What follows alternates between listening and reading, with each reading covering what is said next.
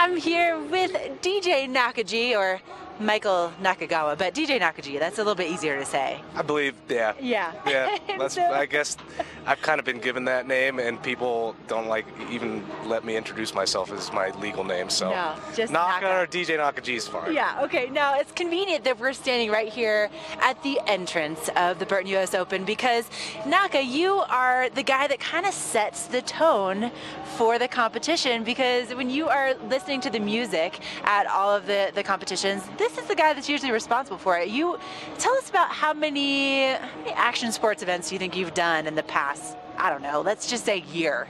In the past year, well, I did pretty much all the Olympic qualifying stuff, including X Games, and I mean, I'd say somewhere between 8 and 10, somewhere around there, Right. if not more, from regional to local stuff in Aspen, stuff here, and stuff in Copper. I mean, Right. pretty much anybody that'll hire me to play their music, But- I'll go there. Okay, you're being really humble though, but any of the major action sports events, usually Naka is the one that's really kind of setting the tone, playing the music that you're going to be hearing, and then also the athletes are hearing. And so you were just over at the Olympics, so here you are at the half pipe, one of the craziest half pipe events that's ever taken place, especially for the men. And so when Shaun White is coming down the pipe, is that something that you talk to him ahead of time and find out what music he wants to hear playing? Usually, yeah. The bigger names, I try to grab everybody's music request, but the guys who are approachable still, even Shaun White, I get their requests, and I really like to make sure I do get the songs right for them, because it kind of shows their personality, and there's no better way to have a song that's like not the song that you wrote, but a song that kind of fits your image or fits your persona. And I feel like there's always some kind of song that meets the writers' personalities, and I try to do that with them. And Yeah. last night, if you were at the award ceremony last night, right by Solaris, you would see this exact thing take place. So when Mark McMorris took the podium, you played this song, and he went nuts on the Yeah. podium as soon as it started. So what song were you playing for him? I played Drake's God's Plan, which Okay. came out right around the Olympics, and pretty much all the athletes were listening to it, and had it on their Instagram and Snapchat feeds. And that was one that, obviously, because Drake's Canadian, and so is Mark, and that was one that kind of stuck with him. And it was just kind of an impromptu thing. I was like, I'm gonna drop that for him, and sure enough, just to get that reaction it's what I live for. I love it. I love it. So, I mean, this is something, a lot of research goes into it, a lot of timing goes into it, and this is something that you really have perfected over a lot of years. How many Olympics have you been to?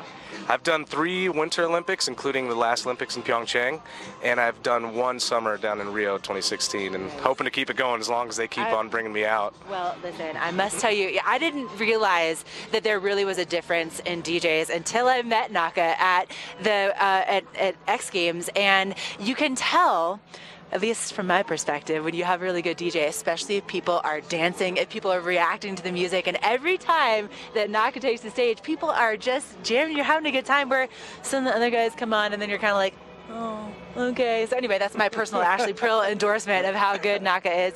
And this is something where not only are you traveling the globe to do all of the biggest action sports events, but let's say somebody had like an event and they really want to make it special. Could they, do you do private gigs too? I do. Believe it or not, I actually do a lot of weddings.